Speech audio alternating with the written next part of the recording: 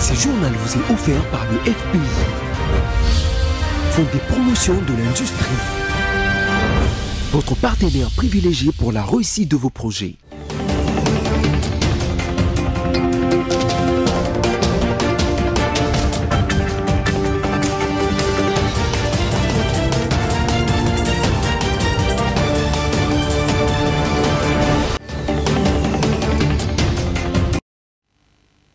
Réel plaisir de vous savoir nombreux pour suivre cette grande édition du journal dont voici les sommaires.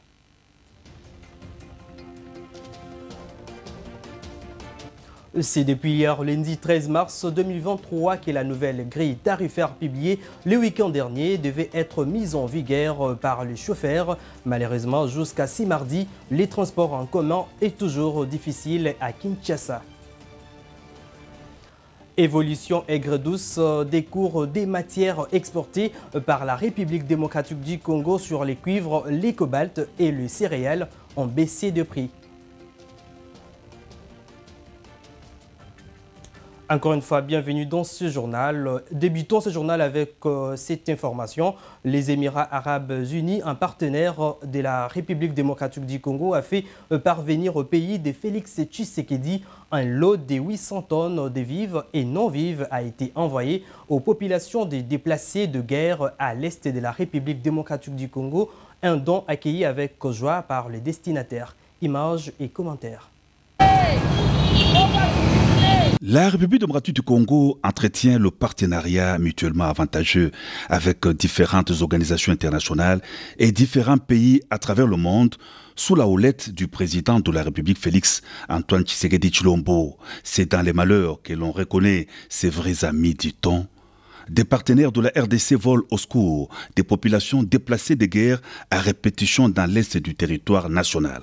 Avec le concours des Émirats arabes unis, la présidence de la République achemine des tonnes de vivres et non-vivres à Goma pour faire face à la famine des déplacés et la crise humanitaire créée par le Rwanda par l'entremise du groupe armé terroriste M23 dans le Nord Kivu.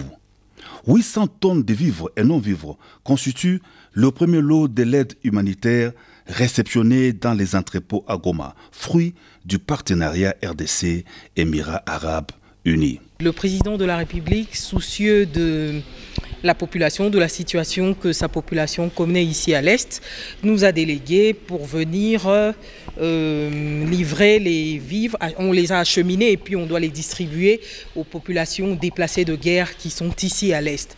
Donc ils ont fait ça ensemble, le président de la République avec le président des Émirats arabes unis. Ensemble, ils ont décidé de donner ces vivres à la population déplacée qui se trouve ici à l'Est. Aussitôt entreposés des sacs de riz, de semoule, de l'huile, de sel et bien d'autres vivres et non-vivres prennent la direction des sites des déplacés à quelques encablures du centre-ville de Goma. À Lushagala, à environ 15 km de la ville, la joie était à son comble pour la population déplacée hébergée sur ces sites dans la misère. Nous sommes contents avec l'aide du président de la République, Félix Antoine Tshisekedi. Vraiment, nous le méritions. Vraiment, ici, les déplacés, tous sont contents, mais nous demandons paix durable. Nous demandons paix durable, puisque ici, vraiment, nos enfants n'étudient pas, nos mamans ne travaillent pas, mais avec Dieu et avec notre président, et nous remercions leurs amis qui donnent cette assistance. Aujourd'hui, j'ai la grande joie. Nous avons beaucoup souffert. Nous n'avions pas à manger. Nous remercions le chef de l'État pour avoir songé à nous envoyer de la nourriture. Que Dieu le bénisse et qu'il intervienne pour la fin de la guerre afin que nous puissions regagner nos maisons. Sur le premier aide qui vient de se manifester dans mon site de Lushagala, parmi les humanitaires, aucune intervention qu'on a déjà fait. Voilà que le gouvernement a songé pour le déplacer, que j'ai au sein des mots Nantuité. Loin de toute aide humanitaire, les déplacés de la guerre, d'agression de la RDC par le Rwanda saluent vivement le geste spontané du chef de l'État Félix Antoine Tshisekedi Tshilombo qui les conforte en attendant d'éventuelles aides humanitaires annoncées par des partenaires de la RDC.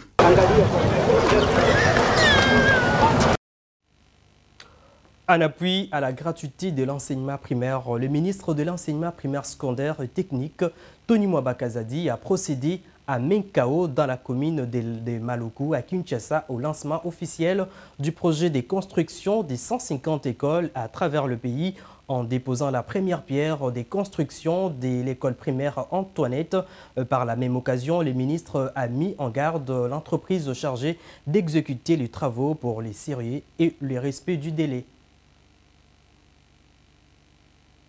Et à Ituri, au cours d'une rencontre avec le gouverneur militaire de la province de l'Ituri, la délégation des acteurs humanitaires de l'ONU en RDC a exprimé son inquiétude sur la situation humanitaire alarmante dans cette province. La rencontre a eu lieu lundi 13 mars 2023. Images et commentaires. Les acteurs humanitaires se disent préoccupés de la situation humanitaire de milliers de déplacés de l'Ituri, une situation qui nécessite une réponse urgente, a dit le représentant spécial adjoint du secrétaire général des Nations Unies et coordonnateur humanitaire de l'ONU en RDC, Bruno Le Marquis, à la tête d'une mission de solidarité des organismes et systèmes des Nations Unies au peuple iturien. C'était à l'issue d'un échange ce lundi avec le gouverneur militaire de l'Ituri. Il y a assez d'inquiétudes compte tenu des derniers développements en Ituri sur la situation humanitaire. Les derniers événements, donc il y a eu beaucoup de personnes déplacées en plus. Le nombre de déplacés a encore augmenté, le nombre de déplacés qui est déjà très élevé avec 1,5 million et encore plus élevé. Il y a des difficultés d'accès. Et puis donc la situation humanitaire en Ituri, et puis beaucoup d'attention en ce moment en RDC qui est donnée sur la crise humanitaire autour de Goma à cause de la situation liée au M23. Donc c'est une visite un peu de solidarité, mais aussi de voir qu'est-ce qu'on peut faire en plus pour appuyer en tant qu'humanitaire les autorités ituriennes et les populations ituriennes pour faire le maximum pour que ça reste sur le radar de nos actions. Occasion pour le lieutenant général Luboyanka Johnny de rassurer les acteurs humanitaires de la détermination du gouvernement d'imposer la paix sur l'ensemble de l'Ituri avec l'approche militaire et non militaire, question de permettre aux déplacés de regagner leur milieu d'origine où à ce jour plus de 600 000 retournés sont déjà identifiés. Signalons que pour l'année 2023, le plan humanitaire attend mobiliser 2,25 milliards de dollars américains pour les 3 provinces de l'Est estimé à plus de 10 millions de déplacés. D'une province à une autre, un digne fils du territoire d'Idiofa dans la province d'Ekwilu, l'ancien président de l'Assemblée nationale, Obé Minaku, a été accueilli fils prodigue. Après un échange avec ses frères et sœurs, il a projeté pour inaugurer une paroisse catholique qu'il a fait construire à Idiofa. Suivez. Ici, nous ne sommes pas à Jérusalem, mais plutôt dans la cité de Kipuku, dans les territoires d'Idiofa. C'est l'entrée triomphale de l'honorable président honoraire de l'Assemblée nationale, Obé Minaku Njalanjoko, fils du terroir. Un accueil délirant, comme de coutume d'ailleurs, depuis 2006. Toute cette marée humaine en liesse, scandant de chants d'honneur, de reconnaissance et d'espoir à l'égard de son incontestable leader, qui jusque tard dans la soirée attendait communier avec lui, comme vous pouvez le constater. Un seul message, digne d'un chevronné politicien dans sa bouche. La démocratie, la tolérance et le développement. Parti de sa magnifique résidence, construite en pleine brousse de Kipuku, l'homme de Kalaï Ngango, Kalaï Technique, s'est rendu à la mission catholique Koshibanda dans le secteur de Madimbi. Chemin faisant, chaque village l'est bloqué pour lui témoigner sa gratitude. Arrivé à Koshibanda, c'est l'évêque d'Idiofa, Monseigneur José Moko, bravant les intempéries et les mauvais états de la route, qui a inauguré l'église catholique de cette mission, construite par l'élu d'Idiofa, honorable Obé Minaku. Au cours de la messe d'action de grâce célébrée à cette occasion, l'évêque d'Idiofa ainsi que le curé de la paroisse Saint-Joseph n'ont cessé de féliciter le couple Obé-Minakou pour cet acte de générosité inédit. Les chrétiens venant des 5 paroisses composant les doyennés de Kochibanda n'ont pas caché leur joie car pendant plus de 15 ans, ils n'avaient pas où prier. Rappelons que c'est en 2020, lors de ses vacances parlementaires, que l'honorable Obé-Minakou, ayant prié dans une bicoque à Kochibanda, avait décidé de construire pour les seigneurs, comme Salomon, ce temple au bénéfice de l'église catholique locale d'Idiofa.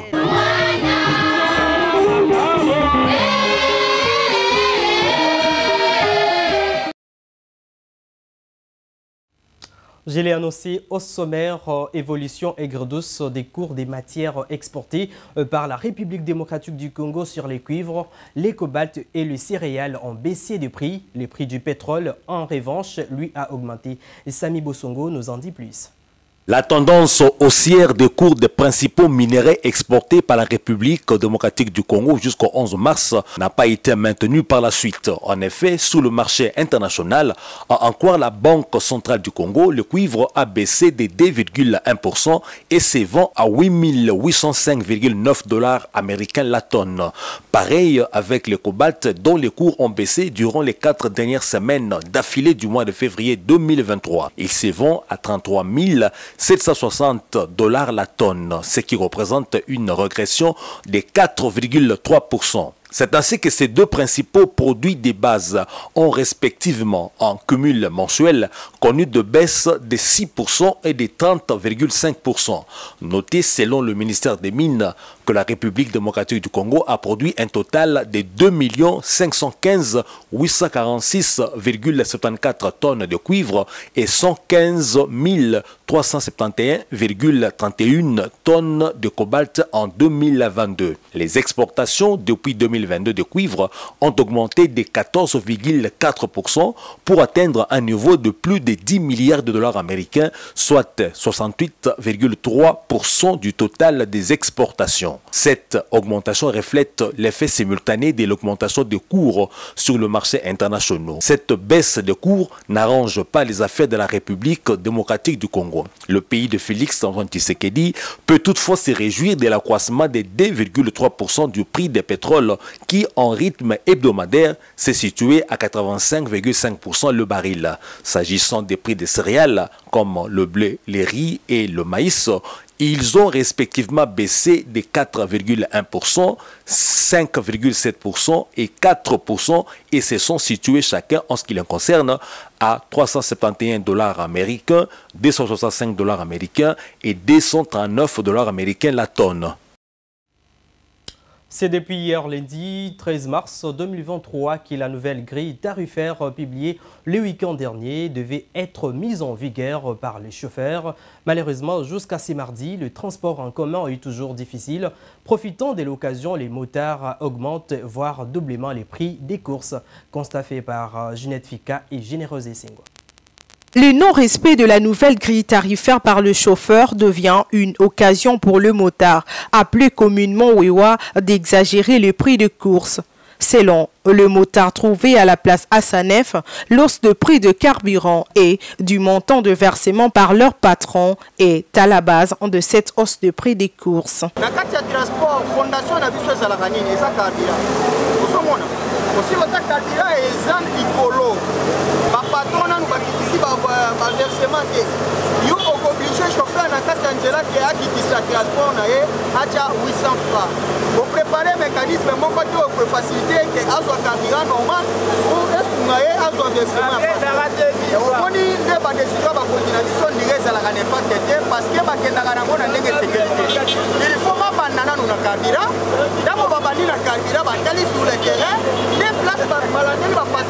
Cette dame, vendeuse de son état, témoigne avoir payé doublement la course ce matin, malgré l'instauration de la nouvelle grille tarifaire par les autorités urbaines de la ville.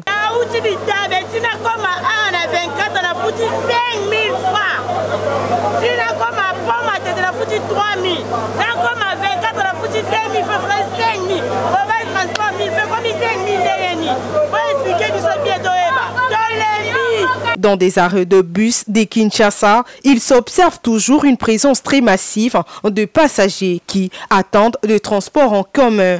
Alors que nous sommes à la deuxième journée de la mise en vigueur de la nouvelle grille tarifaire publiée le week-end dernier. La population est obligée de payer le course selon les humeurs de tel ou tel autre chauffeur. Ajoutez à cela l'exagération de prix des courses chez les motards. Célébré sous les thèmes les mathématiques, leurs interactions avec le monde économique et social, la journée internationale des mathématiques est célébrée le 14 mars de chaque année pour honorer les mathématiques considérées comme l'un des domaines les plus importants de la connaissance humaine.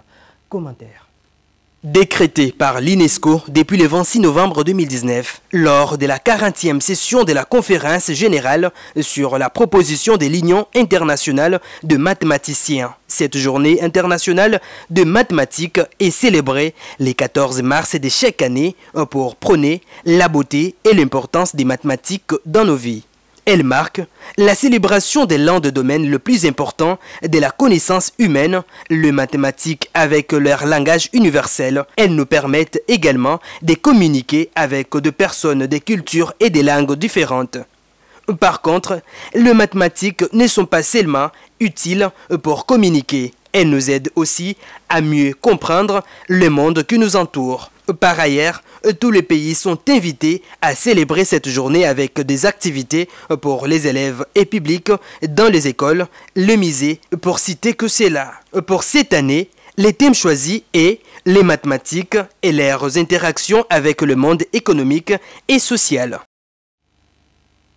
C'est tout pour ce journal, mais avant tout, le rappel des principaux titres.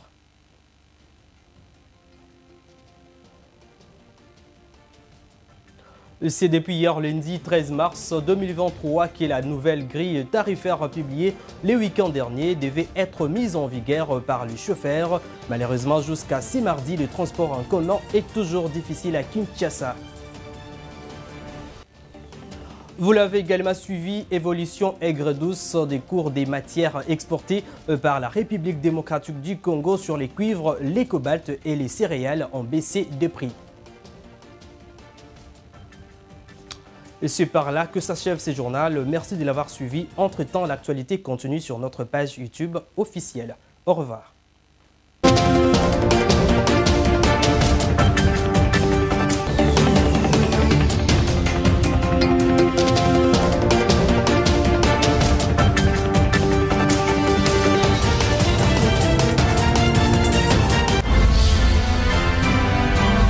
Ce journal vous a été offert par le FPI. Fonds des promotions de l'industrie. Votre partenaire privilégié pour la réussite de vos projets.